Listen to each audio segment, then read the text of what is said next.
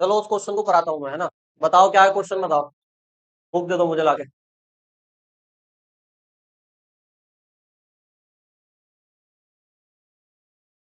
इस एनसीईआरटी वाली बुक का एग्जाम्पल 1.9 है ये। Example 1.9 NCERT. तुम्हारे कॉलेज में बालाजी चल रही होगी। बालाजी, वो भी ठीक है। इसकी कुमार मित्तल चल रही है, ये वाली कुमार मित्तल ही है। मिक्स कराता हूँ मैं, कुमार मित्तल के भी कराता हूँ, इसके भी कराता हूँ। तो क्या कह रहे हैं इस न्यूमेरिकल में, देखो आसान है। कह रहे हैं +- 10 माइक्रोकुलाम के दो आवेश एक दूसरे से 5 mm दूरी पर स्थित है। एक प्लस का 10 माइक्रोकुलाम है। हाँ, 5 mm मतलब 5 मिलीमीटर। ऐसे लिख दो। प्लस का क्यू है और एक माइनस का क्यू है, और ये एक दूसरे से 5 mm की डिस्टेंस पर है। का मतलब वही मिलीमीटर जो होता है। ठीक है। इनकी वैल्यू दी हुई है, ये है +10 माइक्रोकुलाम और ये है -10 माइक्रोकुलाम। ठीक है। तो पहला पॉइंट पूछा है, इस द्विध्रुव, ये देखो द्विध्रुव बन गया ना, डाइपोल। इस द्विध्रुव के अक्ष पर द्विध्रुव के केंद्र O से चित्र 1.21 में दर्शाए अनुसार धनावेश की ओर 15 सेंटीमीटर दूरी पर स्थित किसी बिंदु P पर। डायग्राम दिया हुआ है इन्होंने इसमें, और डायग्राम में इन्होंने इधर माइनस लिया है। हाँ हाँ हाँ, द्विध्रुव का मतलब डबल चार्ज। ठीक है। तो ये डायग्राम ऐसे करके दिया हुआ है, देखो यहाँ पर सेंटर है इसका, और सेंटर से कितनी दूरी बता रहा है, 15 सेंटीमीटर, है ना। हाँ, 15 सेंटीमीटर दूरी पर। इस सेंटर से 15 सेंटीमीटर दूर चले जाओ। सेंटर से जाना, ध्यान रखना कितना, 15 सेंटीमीटर। तो इसकी अक्षीय स्थिति में यहां कोई पॉइंट है पी। ठीक है। तो कह रहे हैं इस पर बताओ कितनी इलेक्ट्रिक फील्ड होगी, इस पी पॉइंट पर बताओ। इस पी पॉइंट पर कितनी इलेक्ट्रिक फील्ड होगी वो आपको कैलकुलेट करनी है। ये पूरी डिस्टेंस 5 mm है इन दोनों की, और सेंटर से डिस्टेंस 15 सेंटीमीटर है पी पॉइंट पर। तो कौन सी स्थिति है, ये अक्षीय है निरक्षीय है, बताओ। ये अक्षीय स्थिति है, क्योंकि डाइपोल इधर रखा है, इधर ही पॉइंट है, देखो। अगर ये पॉइंट ऊपर होता तो निरक्षीय हो जाती, है ना। तो अक्षीय स्थिति में सूत्र जानते हैं हम। अक्षीय स्थिति का सूत्र सुनाओ इलेक्ट्रिक फील्ड निकालने का। यानी एक्सिस पर है ना ये, तो एज वी नो दैट, या सबसे पहले चलो गिवन लिख लो। गिवन क्या क्या है मैं बताओ। क्यू की वैल्यू क्या है, क्यू की, देखो प्लस माइनस से कोई फर्क पड़ेगा नहीं इसमें, है ना, तो केवल 10 लिख दो तुम। 10 क्या, देखो माइक्रो कुलाम है, कुलाम नहीं है, माइक्रो कुलाम है। माइक्रो कुलाम को कुलाम में बदलना सिखाया था मैंने। कितने से मल्टीप्लाई करते हैं, 10⁻⁻⁶ से मल्टीप्लाई अगर तुम कर दोगे ना, तो ये कुलाम में बदल जाएगा। सही है। तो 1 पावर यहाँ है, -6 यहाँ है, मल्टीप्लाई में पावर ऐड हो जाती है, कितना आएगा। ऐड करने का मतलब माइनस है ना यहाँ, देखो तो 1 - 6 -5 होता है ना। 1 - 6 -5 होता है। तो क्यू की वैल्यू तो ये है। सही है। अच्छा, सेंटर से जो डिस्टेंस होती है पॉइंट तक की, उसको क्या कहते हैं हम, आर कहते हैं। तो आर कितना है बताओ, 15 सेंटीमीटर को मीटर में कन्वर्ट करो। देखो ये चीजें बदलनी बहुत जरूरी है, वरना आंसर तुम्हारा गलत आएगा। अगर तुमने इसको नहीं बदला तब भी आंसर गलत आएगा, इसको नहीं बदला तब भी गलत आएगा। तो सब कुछ एम के एस में होना चाहिए। तो बदल दो। क्या करते हैं, सेंटीमीटर को मीटर में बदलने के लिए 100 से भाग, 100 से भाग कर लो, या गुणा कर दो 10 की घात किससे, -2 से, एक ही बात है।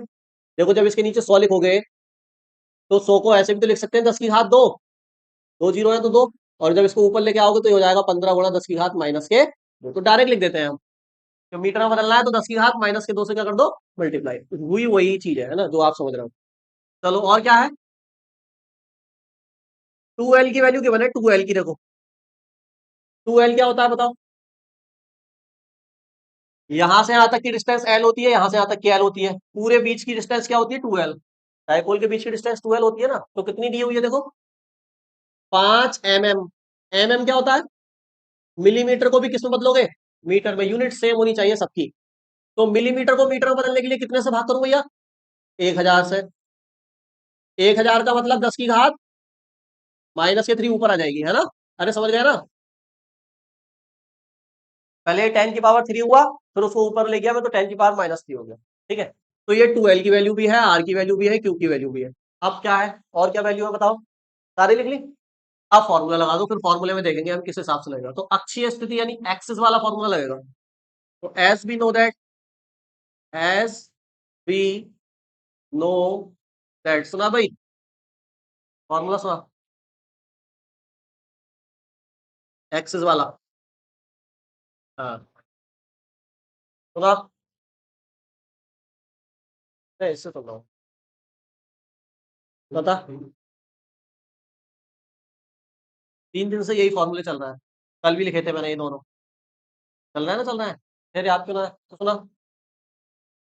हाँ, 1/4 पाई एप्सिलॉन नॉट, ठीक है। अब बता, पी आएगा 2p×r, इंटू नहीं अपॉन। भाई ये फॉर्मूला मैंने कल बताया था, अच्छी स्थिति में इतनी होती है इलेक्ट्रिक फील्ड, इसको प्रूफ करा था 2-3 दिन पहले, करा था। तो देखो इस फॉर्मूले को चेक करो और देखो सारी वैल्यू दी हुई है या नहीं दी हुई है, बताओ। पी नहीं दिया है इन्होंने, देखो सही कह रहा है। इसकी वैल्यू तो हम जानते हैं, ये जो ब्रैकेट में लिखा है ना, इसकी वैल्यू फिक्स होती है। कितनी होती है? हाँ, 9 × 10⁻⁹, ये तो फिक्स है। 2 भी फिक्स है नंबर है। पी नहीं दिया भाई, चलो पी को अभी देखते हैं क्या होगा। आर तो दिया है, आर कितना है? आर ये है, तो लिखना जरा, 15 × 10⁻⁻के, और इसको पावर कितनी देखना। अब यार इसका पी का क्या करें, बताओ कोई बच्चा? अच्छा, 10⁻²। हाँ क्या, क्या?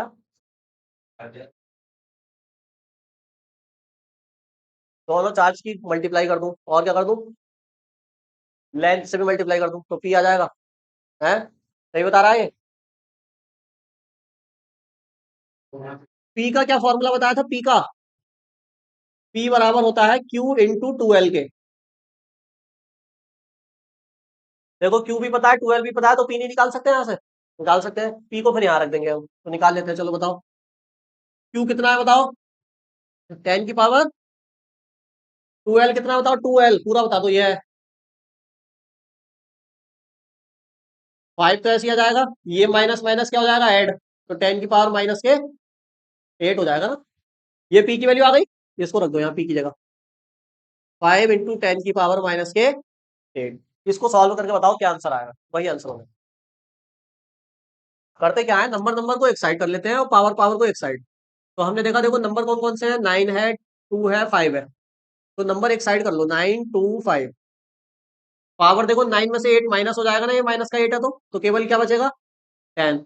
अब नीचे आओ जरा, देखो नीचे देखो, क्यूब है, ये क्यूब है ना। इसका क्यूब का मतलब ये है, इसका भी क्यूब होगा और इसका भी क्यूब होगा। तो 15 का क्यूब क्या करोगे? चलो अभी नहीं कर रहे तो पहले लिख दो, 15 × 15 × 15, ऐसे तो लिखोगे 3 बार। और पावर, जब पावर पावर का क्यूब होता है तो 2 3 जा 6 हो जाएगा, मल्टीप्लाई हो जाती है, ऐसे करके। अब देखो ऊपर नीचे अगर कट हो रही होती है ना वैल्यू, तो कट कर लेते हैं। तो देखो 5 3 जा 15, 3 3 जा 9, और 3 5 जा 15, ये वैल्यू सारी कट हो गई। तो क्या आया बताओ? तो आया हमारे पास ऊपर क्या है, ऊपर है 2 और 10, और नीचे क्या है, 15, 5 और 10 की पावर -6, 15 है, 5 है, और 10 की पावर। अब आपको क्या करना है, नंबर की मल्टीप्लाई कर लेनी है, इस पावर को ऊपर ले जाना है। जब भी नीचे से ऊपर जाती है पावर, साइन बदल जाता है उसका। तो 2 × 10 की पावर, ये तो 1 है, कुछ नहीं है तो 1 है, इंटू 10 की पावर, ये माइनस के ऊपर जाके प्लस का 6 हो जाएगा। नीचे 15 की 5 से करोगे 75 आएगा। तो ये देखो 6 और 1 कितनी हो गई पावर, 7। नीचे क्या है, 75। अब यहां पर देखो 2 से 75 कट नहीं रहा, लेकिन हम क्या कर सकते हैं, डिवाइड तो कर सकते हैं। अब इसका 10 की पावर 7 का मतलब समझ रहे हो आप, कि इस 2 के पास 7 जीरो है पीछे इसके, उसको शॉर्ट में लिख दिया है। तो क्या 2 जीरो निकाल के इसको बड़ा नहीं कर सकते हम, फिर डिवाइड कर लेंगे बड़ा करके। तो यहाँ से 2 जीरो निकालो और इसको दे दो, तो ये हो जाएगा कितना, 200। और पावर कितनी बचेगी अब, 5। और नीचे कितना है, 75। अब या तो इसको कट कर लो या 75 से डायरेक्ट डिवाइड कर दो, तो कितना आएगा बताओ? बताओ कितना आया, कट कर लो या तो चलो, 5 4 20, 0 5 बन जा 5 5 5 25, फिर काट लो। 8/3 को डिवाइड करो कितना आएगा? 3 2 जा 6 पॉइंट, फिर 10 वो कितना 20 हो जाएगा, 3 6 जा 18, और यही चलता रहेगा, है ना? तो ये आएगा आंसर। किसी को कुछ पूछना है कैलकुलेशन में तो पूछ लो। कैसे भी करेगा आंसर यही आएगा। हाँ हाँ देखो, और एक काम और करा करो, देखो मैं आपको बताऊं, जब ये ऐसे चलता रहता है ना, जैसे इसका आंसर अगर तुम निकालोगे ना, डिवाइड करोगे 83 से, तो ये ऐसे चलता रहेगा 2.66666, ये खत्म ही नहीं होगा। इधर देखो, इधर डिवाइड करोगे तो खत्म नहीं हो रहा ना। तो क्या करते हैं इसमें हम राउंड कर देते हैं। कैसे करते हैं देखो, 0.2.6 एक्स तो 6 लिख दिया, अगले वाले 6 की जगह में क्या कर दूंगा, एक बढ़ा के लिख दूंगा, क्या 7, बस अभी यही रुक जाएगा हम। ऐसे कर देते हैं, तो आंसर इसका 2.6 भी नहीं होगा, इसका आंसर होगा 2.67, एक बढ़ा के लिख देंगे उसको जो चल रहा है। आगे कहाँ कर दिया है अब इसके, निरक्षीय स्थिति पे कर दिया है। और मान लो ये जो डिस्टेंस है हमारी, ये वही है 15, वो इधर से 15 थी, इधर से 15, सही है। बाकी कोई वैल्यू चेंज नहीं करी है, ये भी 10 है, ये भी -10 है, ये भी 5 mm है बीच में। एक बार मैं चेक कर लूंगा। हाँ भैया सेम है, सही है। तो बताओ, तो ये निरक्षीय स्थिति को इक्वेटोरियल पोजीशन हो गई नहीं हो गई? इक्वेटोरियल का भी फॉर्मूला है हमारे पास तो कहीं का भी है। कल जो प्रूफ करा था, कहीं किसी भी बिंदु पे, तो यहाँ तो इक्वेटोरियल पे है। तो इक्वेटोरियल पर है तो क्या करते हैं बताओ, इस चार्ज से डिस्टेंस ऐसे करके ट्राइंगल बन जाता है। वो सब तुम छोड़ो, डायरेक्ट फॉर्मूला लगाओ। क्या होगा? एज वी नो दैट, सुनाओ कोई बच्चा। हाँ, ई इक्वेटोरियल, क्या? हाँ सही बता रहा है, 1/4 पाई एप्सिलॉन नॉट। इसमें केवल पी होता है, इसमें केवल पी होता है, उसमें 2p होता है, इसमें p बस इतना फर्क है। तो क्या, अब मुझे बताओ एक बात, देखो एक तो तरीका यही है कि ये फॉर्मूला है, इसमें सारी वैल्यू रखी जाए फिर से, और फिर से इसे सॉल्व करा जाए। दूसरा तरीका क्या है, आसान वाला। मैंने आपको एक फॉर्मूला बताया था कि अगर एक्सिस की दी हो तो इक्वेटोरियल की कैसे निकालेंगे, क्योंकि देखो फर्क केवल 2 का होता है, फर्क केवल 2 का होता है। यानी इसको आप ऐसे भी लिख सकते हो, ई एक्सिस बराबर है 2 इंटू ई इक्वेटोरियल के। बताओ, अगर इसमें 2 से मल्टीप्लाई कर दूंगा तो ये एक्सिस वाली नहीं बन जाएगी? तो एक्सिस वाली बराबर है 2 इंटू इक्वेटोरियल के। ये मैंने रिलेशन कराया था, नहीं कराया था? तो यहां से एक्सिस वाली तो तुमने निकाल दी, अभी अभी निकाली एक्सिस वाली, उसको यहां रखो। कितनी आई थी? 2.67 इंटू 10⁵ इंटू 2 इंटू इक्वेटोरियल पे ये पूछ रहे हैं, तो ये 2 कहां जाएगा इसके?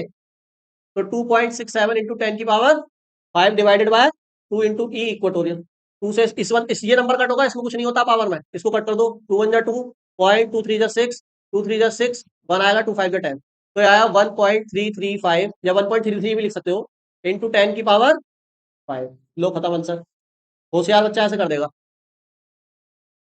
फॉर्मूले लगाने की क्या जरूरत है, फिर से इतनी बड़ी कैलकुलेशन बनेगी?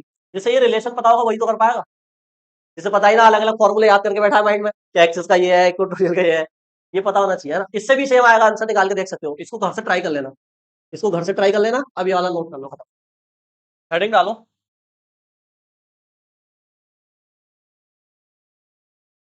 वैद्युत वैद्युत क्षेत्र में द्विध्रुव डाइपोल इन इलेक्ट्रिक फील्ड, डाइपोल इन इलेक्ट्रिक फील्ड, डाल दो हेडिंग। तुम इंग्लिश मीडियम में हो, तो मैं थ्योरी बोल दिया करूंगा इंग्लिश में, ठीक है? ज्यादा थ्योरी होती नहीं है, मैथमेटिक्स ही होती है ज्यादा, तो थोड़ी बहुत एक दो लाइन हुआ करेंगे, तुम इंग्लिश में बोल देगा, ठीक है? कुछ समझ में आ रहा है इसको, क्या क्या लाइन लिखी है, देख पा रहे हो जरा? कह रहे हैं डाइपोल इन इलेक्ट्रिक फील्ड, इलेक्ट्रिक फील्ड वही वही तीर कमान वाली, है ना? उस इलेक्ट्रिक फील्ड में क्या रख दिया हमने? डाइपोल रख दिया। अब कुछ ना कुछ तो होगा, है? रख के देखो जरा। अब देखो, यहां पर केवल मैंने क्या बोला है हेडिंग में, इलेक्ट्रिक फील्ड। मैंने ये नहीं बोला कि ये यूनिफॉर्म है या नॉन यूनिफॉर्म है। इलेक्ट्रिक फील्ड दो टाइप की होती है, मैंने बताया था। एक होती है क्या, यूनिफॉर्म का क्या मतलब है, हर जगह क्या होगी, समान होगी, इसका मतलब यूनिफॉर्म है।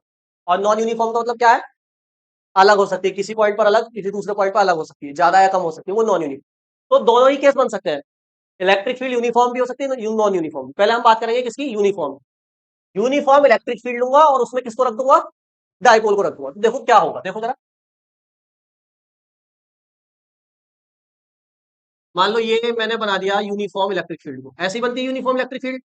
गैप बराबर होता है, एरो बराबर होते हैं,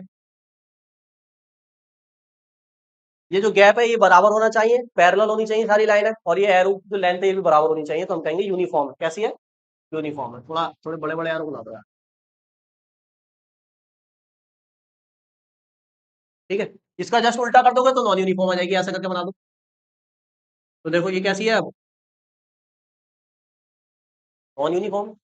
लेकिन हम पहले कौन सा केस ले रहे हैं, यूनिफॉर्म वाला ले रहे हैं, तो इसको मेरा, इसको इसकी बात बाद में करते हैं ना।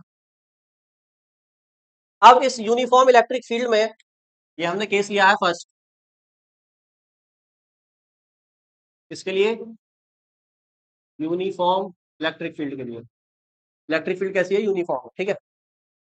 अब इस यूनिफॉर्म इलेक्ट्रिक फील्ड में हमने डाइपोल रखा भाई, क्या रखा, डाइपोल, और कुछ एंगल पर रखा है डाइपोल, ध्यान से देखना, कुछ एंगल पर।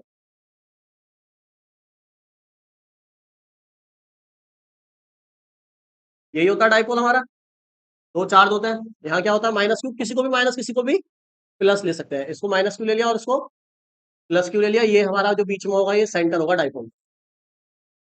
और ये मैंने कितने एंगल पर ले लिया है, सपोज कर लो थीटा एंगल पर ले लिया है। इलेक्ट्रिक फील्ड ऐसे है, और डाइपोल की डायरेक्शन ये है ना, देखो जो पी है, पी हमारा वो किधर होता है, माइनस से प्लस, तो ये डायरेक्शन है डाइपोल की। तो पी वेक्टर और पी वेक्टर के बीच में एंगल कितना है, थीटा है। यानी डाइपोल और इलेक्ट्रिक फील्ड के बीच में एंगल कितना है, थीटा। अब इस थीटा की वैल्यू कुछ भी हो सकती है, वो मैं बात करूंगा अभी आगे, 0 भी हो सकता है, 90 भी हो सकता है, 180 भी हो सकता है, वो आगे बात करेंगे। फिलहाल अभी हम मान लेते हैं कि थीटा डिग्री पर कोई डाइपोल रखा हुआ है इलेक्ट्रिक फील्ड के अंदर। तो बताओ जरा क्या होगा इस डाइपोल का, अब इसमें रखा है तो ये क्या होगा, बताओ क्या समझ में आ रहा है तुम्हें, क्या हो सकता है इसके साथ।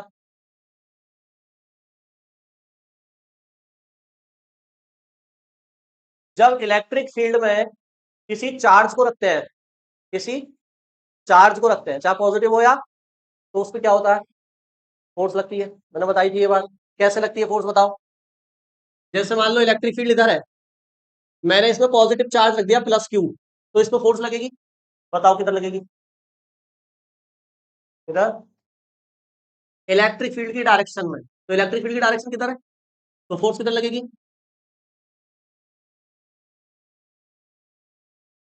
हाँ तो गलत बता रहे यार, उधर से उन्होंने बिल्कुल सही आवाज लगाई, इलेक्ट्रिक फील्ड की डायरेक्शन। पॉजिटिव चार्ज पे जो फोर्स लगती है वो इलेक्ट्रिक फील्ड की डायरेक्शन में लगती है। अगर यही चार्ज में कैसा ले लेता, आप किधर लगेगी, आप किधर लगेगी, अपोजिट लगेगी, किधर, इधर लगेगी। ये कोई नई फोर्स नहीं जनरेट हो रही है, ये वही फोर्स है कुलाम फोर्स, जो दो चार्ज के बीच लगती है। कैसे लग रही है ये फोर्स, समझ रहे हो ना। ये जो इलेक्ट्रिक फील्ड आ रही है, ये मैंने समझाया था पीछे, कि ऐसे करके प्लेट रखी हुई है, एक प्लेट पे पॉजिटिव चार्ज है, एक प्लेट पे निगेटिव चार्ज है। तो इसके अंदर जो इलेक्ट्रिक फील्ड बनेगी पॉजिटिव से बाहर की तरफ होती है, निगेटिव में अंदर की तरफ होती है। तो ये बनेगी देखो इलेक्ट्रिक फील्ड, पॉजिटिव से बाहर निगेटिव में अंदर, पॉजिटिव से बाहर निगेटिव में अंदर, पॉजिटिव से बाहर निगेटिव में अंदर, ये होगा। और रूल क्या कहता है, जो नियम क्या कहता है गुलाम का, कि अगर दो पॉजिटिव चार्ज है तो उनके बीच कौन सी फोर्स लगती है, रिपल्सन। निगेटिव है तब भी कौन सी लगेगी, रिपल्सन, यानी प्रतिकर्षण। एक पॉजिटिव एक निगेटिव है तो कौन सी लगेगी, अट्रैक्शन। ये बात है देखो। तो देखो ये फोर्स कहीं नहीं नहीं है, यहीं से है। देखो अगर इसमें पॉजिटिव चार्ज रखोगे तो देखो एक प्लेट पॉजिटिव पॉजिटिव को क्या करेगी, रिपल, और निगेटिव वाली खींच लेगी अपनी तरफ, यानी इसको फोर्स किधर लगेगी, इधर, यानी इलेक्ट्रिक फील्ड की डायरेक्शन में। देखो तभी मैंने लिखा है इलेक्ट्रिक फील्ड, ये है इलेक्ट्रिक फील्ड की डायरेक्शन में फोर्स लगेगी। ओके। अगर इसमें मैं माइनस का चार्ज रखता तो देखो माइनस वाला इसको रिपल कर देगा, और ये प्लस वाला इसको खींच लेगा, तो फोर्स इधर लगेगी। तो इसलिए मैंने यहाँ लिखा है फील्ड के अपोजिट मतलब इधर। तो ये कोई फोर्स जनरेट नहीं हो रही है, ये वही फोर्स है कुलाम वाली। बात समझ में आ गई। हम प्लेटों को दिखाते नहीं है, इलेक्ट्रिक फील्ड दिखाते हैं डायरेक्ट, जैसे इलेक्ट्रिक फील्ड दिखाई है मैंने डायरेक्ट में। तो आप समझ गए जब किसी चार्ज को इलेक्ट्रिक फील्ड में रखते हैं तो उसमें फोर्स लगती है। क्या ये डाइपोल जो मैंने रखा है इसमें चार्ज नहीं है क्या, कहेंगे दो चार्ज है कोनों पर, एक तरफ निगेटिव है एक तरफ पॉजिटिव है, तो फोर्स तो इन पर लगेगी। तो बताना डायरेक्शन, ये पॉजिटिव चार्ज है, इस पर फोर्स किधर लगेगी, फील्ड की डायरेक्शन में देखो, एफ। ये निगेटिव चार्ज है, इस पे फोर्स कितनी लगेगी फील्ड के? F। सही है, इसको बोल दो एफ वेक्टर, इसको बोल दो। अब मैं अगर आपसे पूछूं कि नेट फोर्स कितना है डाइपोल पर, नेट फोर्स बताना जरा भाई, इस डाइपोल पर नेट फोर्स कितना है? एक फोर्स लग रही है इधर, एक फोर्स लग रही है इधर, दोनों फोर्सेस इक्वल होंगी, आपको पता है दोनों बराबर होंगी, क्योंकि इलेक्ट्रिक फील्ड कैसी है, यूनिफॉर्म है। जितनी फोर्स यहां लग रही होगी उतनी फोर्स, जब दो फोर्सेस इक्वल और अपोजिट लगती है तो नेट कितना आता है? कल बताया था बॉक्स के एग्जांपल से, बॉक्स को खींच रहे हैं 10 न्यूटन से इधर, 10 न्यूटन से इधर, नेट कितना आएगा? 0। तो यहाँ नेट फोर्स कितनी है बताओ? नेट फोर्स 0 है।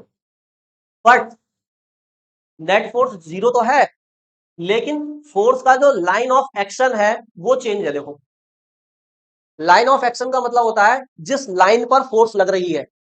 जैसे बॉक्स वाले केस में क्या हुआ था, ये बॉक्स था, इधर खींच रहे थे 10 न्यूटन से, इधर भी खींच रहे थे 10 न्यूटन से, तो नेट फोर्स तो यहां भी 0 था।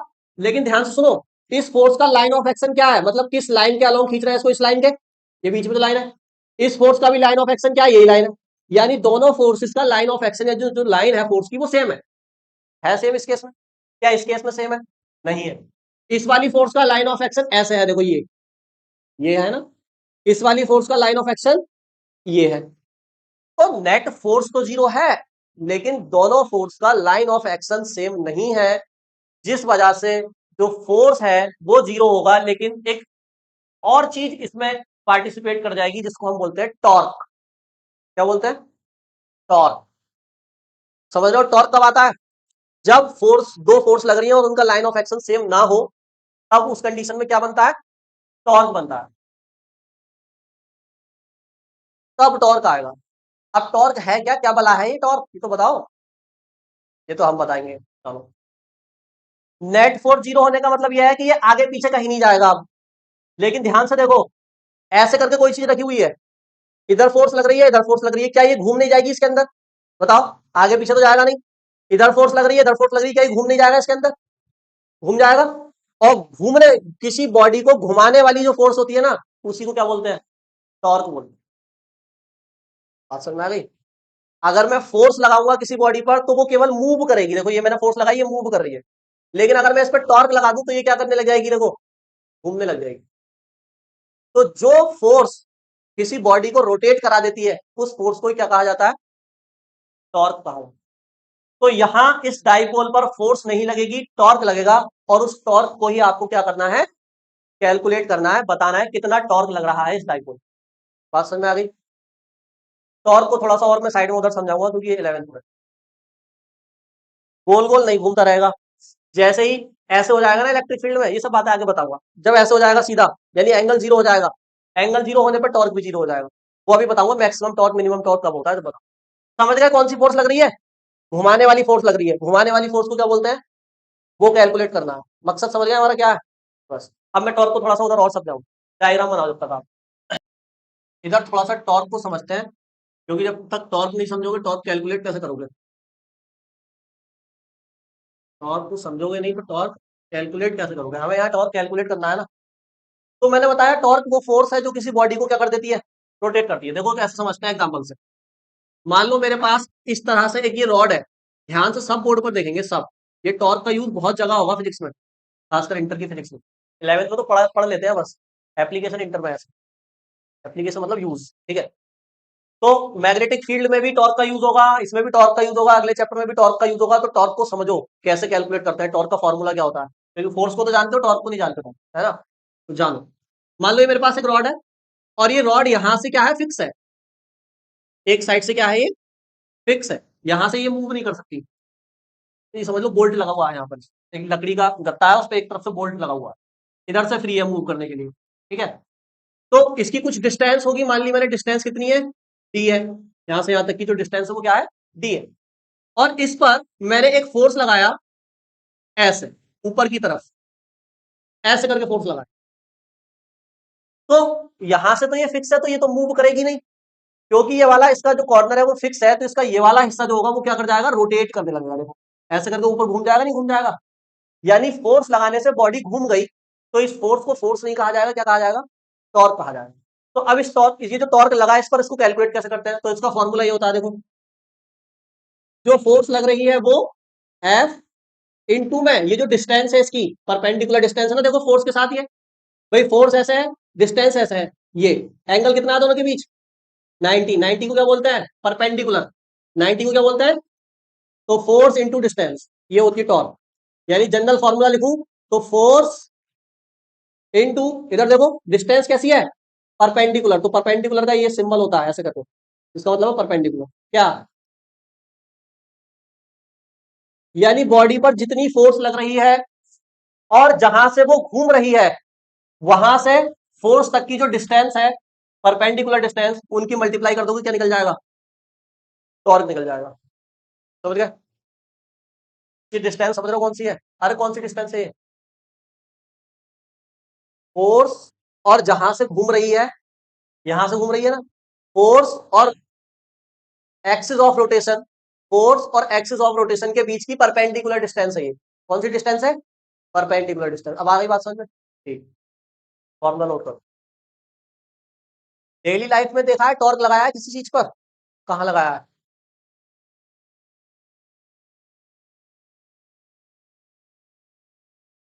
ऊपर वाले कुंदे पे? अच्छा अच्छा, वो गेट पर लगाया टॉर्क। गेट कैसे खोलते हैं? एक साइड से फिक्स है, दूसरी साइड से फोर्स लगा रहे हो तो रोटेट कर रहा है, कर रहा है, गेट ना बता रहा, कुंदा बता रहा, गेट। गेट में भी तो है टॉर्क, आप लोगों से, वो भी सही है। उसको ऐसे घुमाते नहीं घुमाते हैं, वो भी फिक्स होता है एक साइड से। अच्छा, वो खोलते हैं, बोल्ट खोलते हैं उससे चाबी से, खोलते नहीं खोलते हैं, तो जब उसको चाबी को फिक्स कर देते हैं तो वो तो एक साइड उसकी फिक्स हो गई, दूसरी साइड पे फोर्स लगाते हैं हम। तो वो भी क्या लगाया आपने? फोर्स नहीं लगाया, टॉर्क लगाया, तो रोटेट करने लगा। बात समझ आ गई? गेट को खोलते हो तब भी क्या लगाते हो? फोर्स लगाओगे तो गेट तो निकल के आ जाएगा बाहर, है?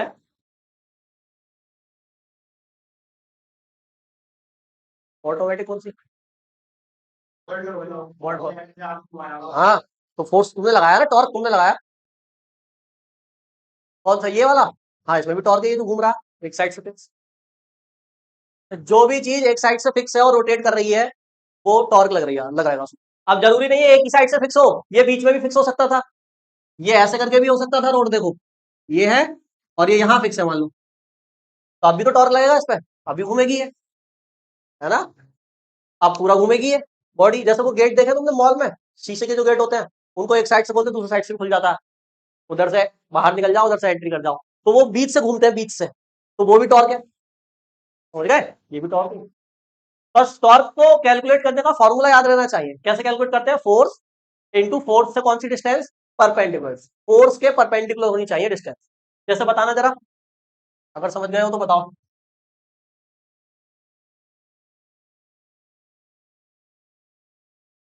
मान लो ऐसे करके है रॉड, ठीक है, बताओ, देखो देखो कौन बता पाएगा। ऐसे करके है रॉड, ठीक है, और इस रॉड पे मैंने फोर्स लगाया, इधर, इधर फोर्स लगाया है, ठीक है, और ये रॉड यहां से फिक्स है। बताओ परपेंडिकुलर डिस्टेंस कौन सी है? टॉर्क निकाल रहा हूं तो परपेंडिकुलर डिस्टेंस कौन सी लो? फोर्स तो यही ले लोगे, मल्टीप्लाई करनी है ना, परपेंडिकुलर डिस्टेंस है, कौन सी डिस्टेंस परपेंडिकुलर है? मान लो ये वाली जो डिस्टेंस है वो डी है। आप बताओ, समझ गए तो परपेंडिकुलर डिस्टेंस बताओ क्या? ये डिस्टेंस परपेंडिकुलर है फोर्स के? ये डिस्टेंस है क्या? नहीं है, देखो, ये डिस्टेंस ऐसे है, फोर्स ऐसे है, तो ये एंगल 90 का है क्या? तो ये नहीं है, अब डी से मल्टीप्लाई नहीं होगी। तो बताओ कौन सी डिस्टेंस परपेंडिकुलर है? नीचे वाली कौन सी? ये है, ये ये है, तीन है तुम्हारे सामने, बताओ तीनों में से कौन सी परपेंडिकुलर डिस्टेंस है फोर्स के साथ? परपेंडिकुलर कौन सी है तीनों में? ये है ना परपेंडिकुलर। अरे ये हुई ना, हुई, ये भी नहीं है, ये तो फोर्स की डायरेक्शन में ही हो गई, ये कुछ एंगल पे हो गई। सीधी कौन सी है? ये वाली है, तो ये परपेंडिकुलर डिस्टेंस हुई हमारी। बात समझ में आ रही है नहीं? तो ये वाली, इस वाली डिस्टेंस से मल्टीप्लाई करना है टॉर्क निकालने के लिए, जितनी भी होगी उसको कैलकुलेट हम करेंगे और मल्टीप्लाई कर देंगे। अरे समझ गए? नोट करो जरा।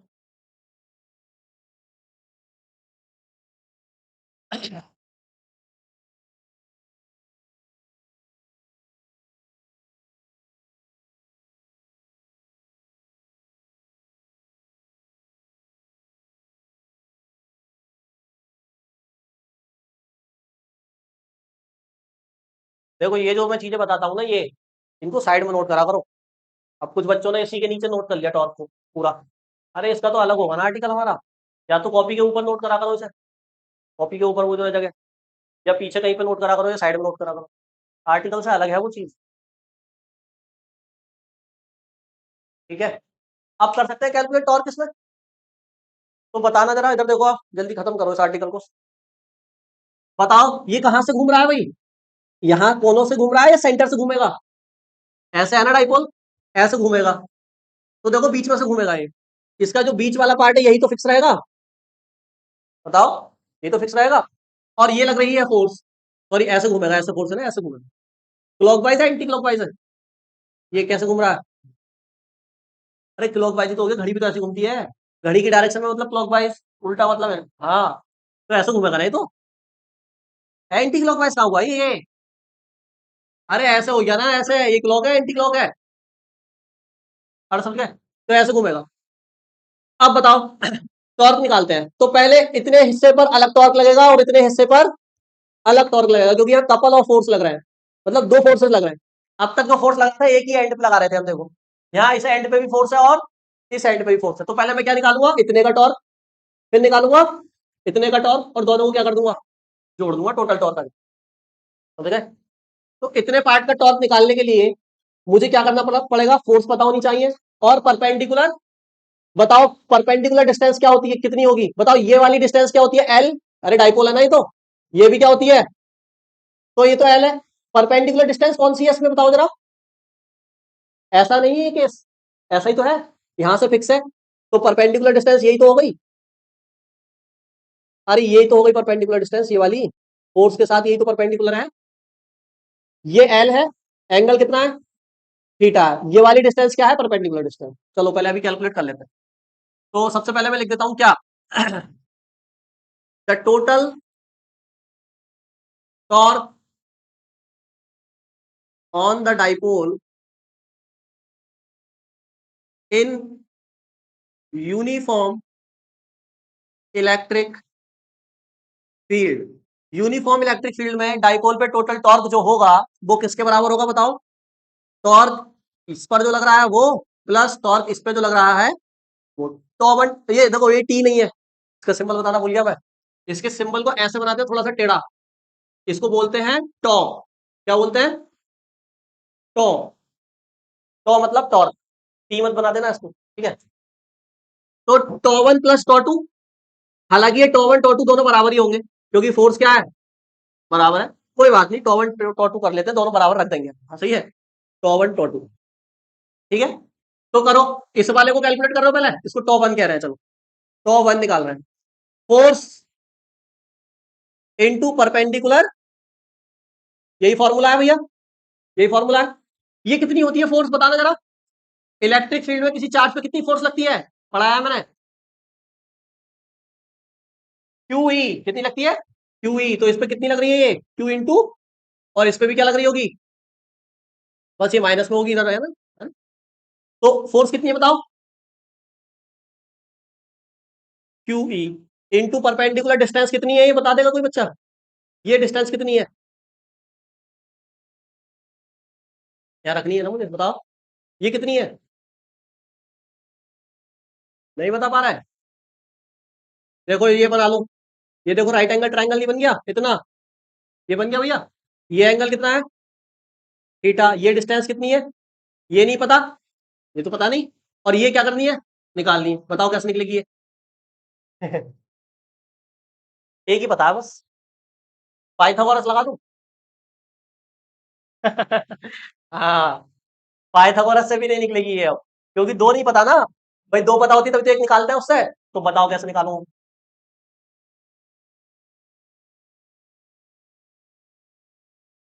ये मुझे निकालना है ना ये, है ना। तो इसको नाम दे देते हैं ओ, इसको कह दो ए, इसको कह दो बी। तो ओ ए, और इस पॉइंट को भी नाम दे दो कुछ ना कुछ, कुछ भी दे दो, क्या दे दे, पी के आंसर। यानी एपी निकालना है ना आपको, एपी कैसे निकालोगे, एपी बताओ। देखो जब दो साइड नहीं पता हो, एक साइड पता हो और एंगल पता हो, ध्यान सुनना, एंगल जरूरी होना चाहिए पता होना। एंगल और एक साइड पता है तो आप फॉर्मूला लगा सकते हो ट्रिग्नोमेट्रिक रेशियो वाला। साइन कॉस टेन जो होते हैं ना, लंबट आधार, लंबट एकर, परपेंडिकुलर बेस, हाइपोटेनियस अपन बेस होते हैं, वो लगा लो।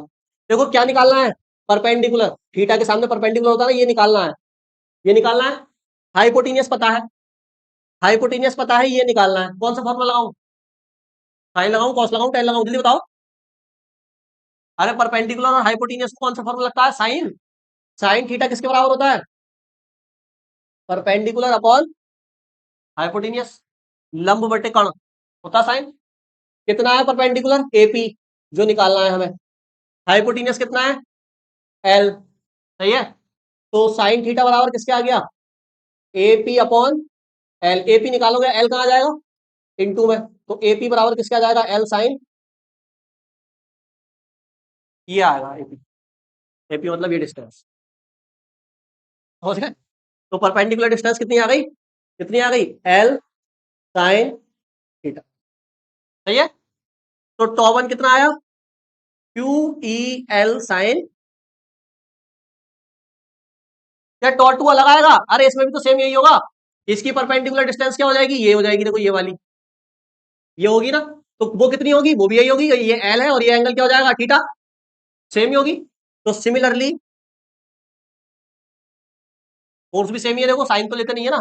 तो सिमिलरली टॉ2 भी कितना आया, Q E L sine theta, ये माइनस में बदले लेना वरना टॉर्क जीरो हो जाएगा पूरा, समझ गया, यहाँ पे विदाउट साइन लेना होता है। तो टोटल टॉर्क कितना हुआ, दोनों को क्या कर दूं, हाँ, टोटल टॉर्क हो जाएगा Q E L sine theta plus, ये भी यही है, Q E L sine theta, बिल्कुल सेम सेम है तो ऐड हो जाएंगे, तो हो जाएगा 2 QE L साइन थीटा। और देखना जरा, सॉरी, इसको जरा ऐसे लिख दूं, Q into 2L into e sine theta, Q into 2L क्या हो गया, P हो गया, तो टॉर्क बराबर आ जाएगा पी ई साइन, यानी इस डाइपोल पे जो टोटल फोर्स नहीं लगेगा, फोर्स तो जीरो, टोटल टॉर्क जो लगेगा वो इतना हो, समझ गए। इस चीज को बहुत देखो, ये जो परपेंडिकुलर डिस्टेंस निकाली थी ना, इसको बहुत आसानी से समझ सकते हैं अगर वेक्टर से समझोगे तो। मैंने बताया वेक्टर के दो कंपोनेंट कर सकते हैं, देखो ये वाला क्या आएगा, ये एल को वेक्टर समझो एक मिनट के लिए, नहीं आ रहा समझो तो इसको तो निकाल ही लोगे, वैसे समझो जैसे मैं समझाना चाह रहा हूँ। ये एल है, ये थीटा है, तो ये वाला कंपोनेंट एल कॉस थीटा, और ये सीधा वाला एल, और जितना ये होगा उतना ही, तो ये भी क्या जाएगा, एल साइन थीटा। वेक्टर से कितनी आसानी से नोट कर लो, इसलिए ये बुक भी पतली है, सही है। देखो अभी ये हमारा आर्टिकल खत्म नहीं हुआ है, अभी तो बहुत कुछ बताना बाकी है। जैसे इसने पूछा था भैया घूमता ही रहेगा क्या ये, कब रुकेगा ये, है ना। तो मतलब कहने का मतलब यह है, रुकने का मतलब क्या, टॉर्क खत्म, मतलब टॉर्क कितना हो गया, भाई टॉर्क जीरो हो जाएगा तभी तो रुक जाएगा। तो कब जीरो होगा टॉर्क, कब मैक्सिमम होगा टॉर्क, वो पढ़ना है आपको अभी, यानी इसके केस पढ़ने हैं, क्योंकि टाइम हो गया तो मैं कल पढ़ाऊंगा, वरना अभी पढ़ा। दूसरी चीज हमें क्या पढ़ ली है, देखो हमने कैसी फील्ड ली है, यूनिफॉर्म ली है। अगर ये जो फील्ड है नॉन यूनिफॉर्म हो तब क्या होगा इस डाइपोल का, वो भी डिस्कस करना है, वो हम करेंगे कल, और फिर इस पर भी न्यूमेरिकल, ठीक है ना, आप पढ़कर आएगा।